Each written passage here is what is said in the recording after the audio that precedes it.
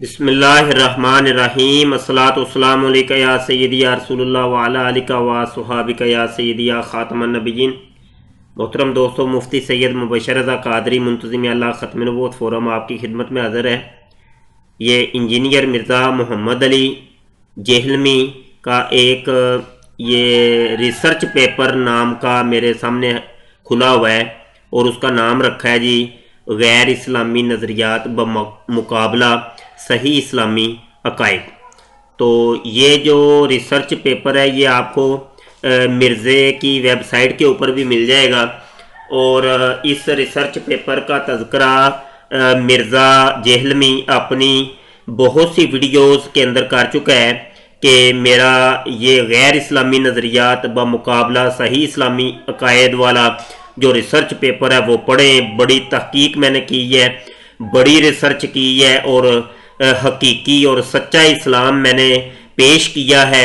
اور آج کل کے جو سوشل میڈیا کے انجینئر مرزا محمد علی کے فالورز ہیں وہ بھی اس ریسرچ پیپر کا بہت زیادہ حوالہ دیتے ہیں۔ جب بھی کوئی بات ہوتی ہے تو اس ریسرچ پیپر کو آگے پیش کرتے ہیں کہ لو جی یہ دیکھو جی اس کا جواب دو، اس کا جواب دو۔ اچھا جی چلیں جی ہم جواب دیتے ہیں، آئیے اس کو پڑھتے ہیں، مطالعہ کرتے ہیں، اور پھر دیکھتے ہیں کہ اس میں کیا لکھا ہوا ہے، کون سی ایسی نئی باتیں ہیں، کون سی ایسی ریسرچ ہے۔ تو چلیں جی شروع کرتے ہیں۔ الحمدللہ ہم سب مسلمان ہیں، اور ہمارے ایمان کی اصل بنیاد اللہ عز و جل اور اس کے پیارے رسول صلی اللہ علیہ وسلم کی سچی محبت ہے۔ یہی وجہ ہے کہ کوئی بھی مسلمان جان بوجھ کر کبھی بھی ان دو ہستیوں سے متعلق گستاخانہ نظریات رکھنے کا سوچ بھی نہیں سکتا، کیونکہ اسے معلوم ہے کہ ایسی سوچ دنیا و آخرت میں اس کی بربادی کا سبب بن سکتی ہے۔ چنانچہ اللہ عز و جل کا ارشاد ہے، ترجمہ قرآن حکیم، بے شک جو لوگ اللہ عز و جل اور اس کے رسول صلی اللہ علیہ وسلم کو تکلیف دیتے ہیں ان پر دنیا اور آخرت میں اللہ عز و جل کی پھٹکار ہے، اور اس نے ان کے لیے ذلیل و خوار کر دینے والا عذاب تیار کر رکھا ہے۔ سورہ احزاب آیت نمبر 57 ہے۔ یہود و نصارہ کی گمراہی کی سب سے بڑی وجہ، اللہ عز و جل نے یہودیوں اور عیسائیوں کی گمراہی اور بربادی کی سب سے بڑی وجہ کا ذکر یوں فرمایا ہے، ترجمہ قرآن حکیم، ان لوگوں یعنی یہودیوں اور عیسائیوں نے اللہ عز و جل کو چھوڑ کر اپنے علماء اور درویشوں یعنی صوفیوں کو اپنا رب بنا لیا تھا۔ سورہ توبہ آیت نمبر 31۔ اس آیت کی تشریح میں ایک بڑی زبردست صحیح حدیث موجود ہے جو ساری بیماریوں کو بالکل واضح کر دیتی ہے۔ چنانچہ سیدنا عدی بن حاتم رضی اللہ عنہ جو پہلے خود بھی عیسائی تھے روایت کرتے ہیں، ترجمہ صحیح حدیث، قبول اسلام سے پہلے جب میں نے یہی آیت سنی تو رسول اللہ صلی اللہ علیہ وسلم سے پوچھا، ہم لوگ اپنے علماء اور درویشوں کو تو نہیں پوچھتے؟ آپ صلی اللہ علیہ وسلم نے ارشاد فرمایا، مگر کیا تم لوگ بغیر اللہ عز و جل اور انبیاء علیہ السلام کی تعلیمات کو دیکھے اپنے علماء اور درویش لوگوں کی حلال کی گئی چیزوں کو حلال اور حرام کردہ چیزوں کو حرام نہیں مان لیا کرتے؟ میں نے عرض کیا جی ہاں ایسا ہی ہے۔ تو آپ صلی اللہ علیہ وسلم نے فرمایا، یہی تو ان کو رب بنانا ہے۔ اسی ایک جملہ میں عدی بن حاتم رضی اللہ عنہ مطمئن ہو گیا اور فوراً اسلام قبول کر لیا۔ والحمدللہ۔ جامع ترمذی اور رقم الحدیث 3095 اور مسند احمد یہ 3000 بلکہ یہ غالباً جلد نمبر 4 اور صفحہ 378۔ بہرحال جی آگے دیکھیں، آگے مزے کی بات ہے۔ اوپر جتنی بھی باتیں کی ہیں بڑی اچھی باتیں کی ہیں، اس سے ہم متفق ہیں۔ نیچے آپ وہ نتیجہ کیا اخذ کرتا ہے، نتیجہ ذرا آپ ملاحظہ فرمائیے گا۔ اوپر قرآن کو پیش کیا ہے، حدیث کو پیش کیا ہے، اور ان کے ترجمے کس حد تک درست ہیں کس حد تک غلط ہیں اس پر ابھی ہم بحث نہیں کرتے، لیکن چلیں ہم اتفاق کر لیتے ہیں کہ یہ باتیں اوپر کی جو لکھی ہیں، جو ترجمے لکھی ہیں وہ ترجمے درست ہوں گے۔ اچھا جی آگے بغیر کسی تبصرے کے آگے بڑھتے ہیں۔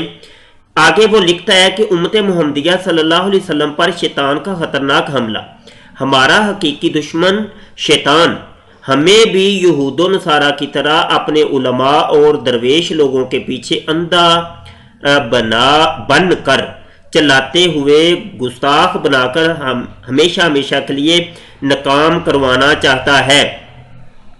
اچھا جی، یہ والا جو جملہ ہائی لائٹ میں نے کیا ہے یہ بہت جناب خطرناک جملہ ہے۔ معاملہ یہ ہے کہ ہمارے دین کی جو بنیاد ہے وہ قرآن اور حدیث کے اوپر ہے، اور قرآن اور حدیث جو ہے نا وہ آج تک جو ہم تک پہنچا ہے 1400 سال کے بعد، نسل در نسل نسل در نسل، وہ علماء کے توسط سے ہم تک پہنچا ہے، علماء کے توسط سے پہنچا ہے۔ ہر صدی کے اندر علماء موجود تھے ہزاروں کی تعداد میں، تو ان سے ہوتا ہوا سینہ بسینہ اور کتب در کتب ہوتا ہوا وہ ہم تک پہنچا ہے۔ تو اگر یہ عقلی طور پہ بھی یہ چیز محال ہے کہ اگر علماء کی نفی کر دی جائے کہ علماء جو ہے نا کچھ بھی نہیں ہے جی، ان کی نہیں ماننی، ان کی بات نہیں ماننی، ان کی بات نہیں سننی، تو یہ عقلی طور پہ محال ہے۔ تو پھر تو یہ جو جس دین کو تم سنبھال کے بیٹھے ہو، جس کے تم پیروکار ہو دین اسلام کے، تو وہ تو پھر جو ہے نا وہ اس کی بنیاد ہی گر کے رہ جاتی ہے کہ جب اس کی جو جناب اس کی بنیاد کے اوپر تم نے حملہ کر دیا، اس کی بنیاد علم اور علماء کے اوپر کھڑی تھی، تو علماء اور علم کو بیچ میں سے نکال دو گے تو پھر تو پیچھے عمارت جو ہے دین اسلام کی وہ زمین بوس ہو کے رہ جاتی ہے، پھر پیچھے کچھ بھی نہیں بچتا۔ آئیے جی سب سے پہلے ہم دیکھتے ہیں کہ کیا آیا اللہ پاک علم اور علماء کو کچھ سمجھتا بھی ہے کہ نہیں۔ یہ جناب میرے سامنے ایک صورت ہے، سورہ آل عمران، اور اس کی صورت نمبر 3 ہے اور آیت نمبر یہ 18 ہے۔ اللہ پاک کیا ارشاد فرماتا ہے، شاہد اللہ انہ لا الہ الا ہوا، اللہ نے گواہی دی کہ اس کے سوا کوئی معبود نہیں۔ دیکھیں اللہ خود اپنی گواہی دے رہا ہے کہ سب سے پہلے جس نے یہ بات کہی، جس نے اس چیز کی گواہی دی کہ اللہ کے سوا کوئی معبود نہیں، وہ خود اللہ ہے۔ تو اللہ نے گواہی دی، شاہد اللہ، اللہ نے گواہی دی۔ اچھا، اب اس گواہی کے ساتھ اللہ نے مزید اور اپنی مخلوق کو بھی شامل کر لیا۔ وہ کون سی مخلوق ہے؟ فرماتا ہے کہ والملائکۃ، اور ملائکہ نے بھی گواہی دی کہ اللہ کے سوا کوئی معبود نہیں۔ وَأُولُو الْعِلْمِ قَائِمًا بِالْقِسْطِ، اور جو ہے فرمایا کہ اور فرشتوں نے اور عالموں نے انصاف سے قائم ہو کر، اور اولو العلم نے بھی یہ گواہی دی کہ اللہ کے سوا کوئی معبود نہیں ہے۔ یہاں پہ دیکھیے گا کہ کتنی علماء کی اور علم کی، یعنی علم والے، یعنی علماء اس سے مراد ہے اولو العلم، علم والے، تو علم والے علماء کی کتنی فضیلت اور برکت اللہ پاک نے بیان کی کہ لا الہ الا اللہ جو کہنے والے ہیں وہ سب سے بڑے عوام کے اندر علماء ہوتے ہیں۔ آگے بڑھتے ہیں، قرآن حکیم میں سورہ طٰہٰ ہے اور یہ سورت نمبر 20 ہے۔ اللہ پاک ارشاد فرماتا ہے، سورہ آیت نمبر 114 ہے، وَقُلْ رَبِّ زِدْنِی عِلْمًا، اور عرض کرو کہ اے میرے رب مجھے علم زیادہ دے۔ اب یہ دیکھیں، اب یہ اللہ کے نبی جو ہے نا یہ جناب اللہ کے آگے دعا کر رہے ہیں، اللہ کے آگے وہ، بلکہ اللہ نے خود ارشاد فرمایا کہ اے نبی آپ تم اس طریقے سے جو ہے نا وہ مجھ سے مانگو کہ میرے رب میرے علم کو میں اضافہ کر دے۔ اب دیکھیں علم کے اضافے کی دعا کی جا رہی ہے، تو علم کا جب اضافہ ہوگا، جتنا علم بڑھتا رہے گا اتنا بڑا انسان عالم بنتا رہتا ہے، علم کی زیادتی کی وجہ سے ایک عالم بنتا ہے۔ آگے بڑھیے جی، یہ سورہ عنکبوت ہے اور آیت نمبر 43 ہے۔ اللہ پاک ارشاد فرماتا ہے، وَتِلْكَ الْأَمْثَالُ نَضْرِبُهَا لِلنَّاسِ وَمَا يَعْقِلُهَا إِلَّا الْعَالِمُونَ، اور یہ مثالیں ہم لوگوں کے لیے بیان فرماتے ہیں اور انہیں نہیں سمجھتے مگر علم والے۔ العالمون، عالم سمجھتے ہیں ان چیزوں کو، ان قرآن کی آیتوں کو، جو سمجھنے والے ہیں وہ کون سے لوگ ہیں؟ وہ تو عالم ہیں۔ اب دیکھیں علم کی اور علماء کی کتنی فضیلت اور برکت اس آیت کے اندر اللہ پاک نے ارشاد فرمائی ہے۔ آگے بڑھتے ہیں تو یہ دیکھیے ایک پیاری سی آیت ہمیں ملتی ہے سورہ فاطر اور یہ سورت نمبر 35 ہے. اللہ ارشاد فرماتا ہے انما یخشی اللہ من عبادہ العلماء، اور اللہ سے اس کے بندوں میں وہی ڈرتے ہیں جو علم والے ہیں. علماء ہے جو سب سے زیادہ خشیت رکھتے ہیں اللہ کے بارے میں. علماء کی کتنی فضیلت اور برکت اللہ پاک نے ارشاد فرمائی ہے.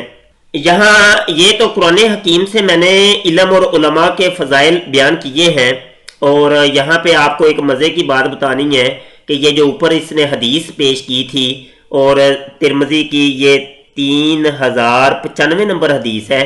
آئیے پہلے اس حدیث کو دیکھ لیتے ہیں کہ یہ حدیث کس پائے درجے اور رتبے کی ہے.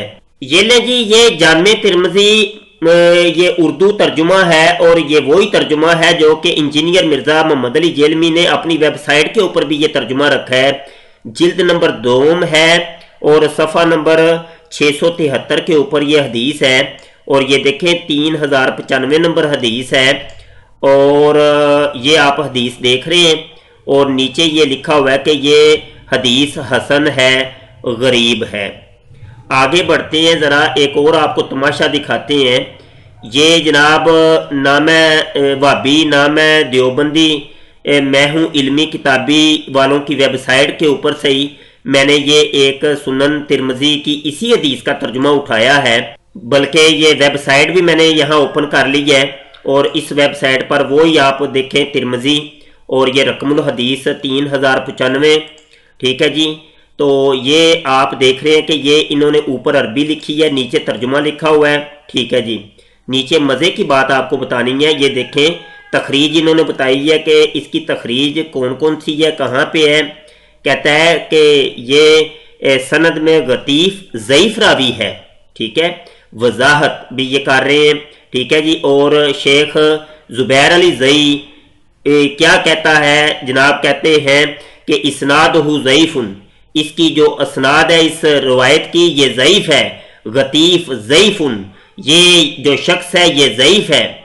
تو آگے نیچے یہ بھی لکھا ہوا ہے سندہ ضعیف منقطع. تو یہ دیکھیں ایک ضعیف روایت ہے بالکل، اور جس سے یہ بندہ جو نا استدلال پکڑ رہا ہے، اور یہاں پہ یہ ریسرچ ہو رہی ہے، اور دعویٰ اس بندے کا یہ ہے کہ میں بڑی صحیح اسلامی عقائد پیش کرتا ہوں، اور میں جو ہوں وہ بڑی ریسرچ اور تحقیق کرتا ہوں، اور بڑا قرآن اور حدیث پیش کرتا ہوں. تو آپ نے دیکھ لیا کہ یہ شخص کس طریقے سے ضعیف روایتیں پیش کر کے لوگوں کو جناب یہ ان کے عقائد اور نظریات کو خراب کر رہا ہے. یہ شخص اس نے فقط یہاں پہ ترجمہ لکھا، لیکن نیچے یہ کم از کم اس کو حق اور سچ تو یہ تھا، نیچے لکھتا کہ یہ حدیث ضعیف ہے جس سے میں استدلال پکڑ رہا ہوں. چلیں بہرحال آگے بڑھتے ہیں. یہ نیچے دیکھیے جی، اسی لیے ہمارے انتہائی شفیق آقا صلی اللہ علیہ وسلم نے ہمیں پہلے ہی اس خطرے سے متعلق آگاہ کر دیا. چنانچہ سیدنا ابو سعید خدری رضی اللہ عنہ روایت کرتے ہیں کہ رسول اللہ صلی اللہ علیہ وسلم نے ارشاد فرمایا، ترجمہ صحیح حدیث، یقیناً تم بھی پہلے لوگوں کی طریقوں کے پیچھے چل پڑو گے. اور کون مراد ہیں؟ صحیح بخاری رقم الحدیث 7320 ہے، اور مسلم شریف رقم الحدیث 6781 ہے. اور بولے بالے مسلمان بھائیوں، آج شیطان نے امت محمدیہ صلی اللہ علیہ وسلم کو بھی یہود و نصارہ کے اسی ڈگر پہ چلا دیا ہے. چنانچہ برصغیر پاک و ہند کے چند مشہور علماء اور درویشوں کی اپنی کتابوں سے جو آج بھی چھپ رہی ہیں، کل 32 غیر اسلامی اور گستاخانہ نظریات، 15 متعلقہ شان الوہیت، 17 متعلقہ شان نبوت کے نشاندہی، اور قرآن و احادیث سے صحیح اسلامی عقیدوں کا بیان بھی لکھا جا رہا ہے. اللہ عز و جل اس تحریر کا مقصد. اچھا جی، ہم کس طریقے سے یقین کر لیں انجینئر مرزا محمد علی کہ یہ جو تم بات کر رہے ہو کہ یہ بالکل صحیح ہوگی، جب تم اللہ کے نبی کے اوپر جھوٹ بول سکتے ہو، تم ضعیف روایتیں پیش کر سکتے ہو، ضعیف ایک تم نے جو بنیاد بنائی ہے جس چیز کو وہ ضعیف ہے، اس سے جو ہے نا ہم جو ہے نا کس طریقے سے تمہاری بات پہ یقین کر لیں. اور دوسری بات یہ ہے کہ یہ والی جو حدیث تم نے پیش کی ہے یہ علماء کے رد کے اندر تو نہیں ہے کہ علماء کی تم نے بات نہیں ماننی، تو یہاں پہ علماء کی تو بات ہو ہی نہیں رہی کہ لہذا جی علماء کی نفی کی جا رہی ہے۔ اور دوسری بات یہ ہے کہ واضح طور پہ ہم نے قرآن حکیم پیش کر کے بتا دیا، علماء کی تو اللہ نے صفتیں ہی بڑی بیان کی ہیں۔ کہ اب بات مختصر ہم کرتے ہیں کہ انجینئر مرزا محمد علی یا اس کا کوئی فالور ہمیں یہ 1400 سال کے علماء کی لسٹ دے دیں کہ فلاں فلاں جو علماء تھے یہ بالکل صحیح تھے اور فلاں فلاں جو علماء ہیں یہ بالکل غلط ہیں، ان کی کوئی بات تسلیم نہیں کرنی، ٹھیک ہے۔ انجینئر مرزا محمد علی نے ایک بہت بریک سازش کی ہے، یہ علماء سے لوگوں کو متنفر کرنے کے لیے، مسلمانوں کو ڈگر سے ہٹانے کے لیے اور ان کو اسلام سے جناب ان کو اسلام سے ارتداد کے لیے یہ کوشاں ہے یہ انجینئر مرزا محمد علی کہ یہ کسی طریقے سے یہ اسلام کی ڈگر سے اور علماء کی ڈگر سے ہٹ جائیں، ٹھیک ہے۔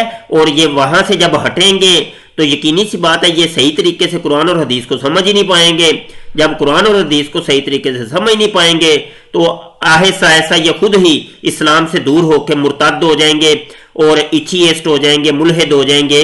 اور ملحدین بھی انہی چیزوں کو پیش کرتے ہیں، وہ انہی چیزوں کو پیش کر کے انہی آیتوں حدیثوں اور روایتوں کو پیش کر کے جس طریقے سے انجینئر مرزا محمد علی جہلمی کر رہا ہے کہ ضعیف روایتیں سنا کے لوگوں کو بہکار ہے اور جناب غلط تشریحات قرآن اور حدیث کی پیش کر کے لوگوں کو گمراہ کر رہا ہے۔ اللہ پاک عقل سلیم عطا فرمائے۔